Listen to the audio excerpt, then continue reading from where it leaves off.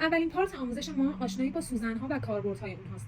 سوزن‌ها کلاً به 5 دسته تقسیم میشن که ما به 3 تا از پرکاربردترین‌های اونها اشاره می‌کنیم که شامل RL، RS و M1 هست. البته سوزن RM و F هم موجوده که فعلا توی این دوره بهش اشاره‌ای نمی‌کنیم. خب ببینید، برای اینکه بخوایم سوزن‌ها رو تشخیص بدیم، پشت سوزن یه عددی نوشته شده که اینجا می‌بینید زده RL و پشتش هم زده 3. این RL همون سوزنی هستش که با هم راجع بهش صحبت کردیم و 3 هم سایز این سوزن هست. سوزن بعدیمون سوزن RS هستش که می‌بینیم باز اینجا گزینه RS رو داریم و پشتش هم عدد 5 که سایز این سوزن هست. و RS ها در کل سوزن‌هایی هستن که برای سایه‌های با وسعت کم، پر کردن‌های کوچیک و حالا بین سایه و خط میتونید ازش استفاده کنید. این نکته رو بهتون بگم که سوزن‌ها سایز بندی دارن بچه‌ها.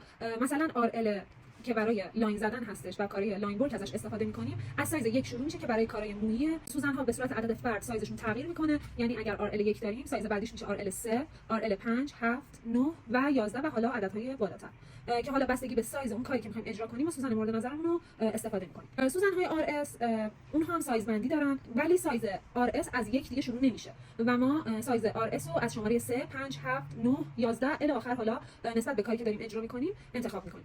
همینطور سوزن‌های M1 که برای سایه هستش سایز 5، 7، 9، 11، 13 و همینطور به صورت فرد عددش میره بالا و بستگی به کار ما از کوچیک تا بزرگ داره که کدوم سوزن رو برای اجرامون انتخاب بکنیم.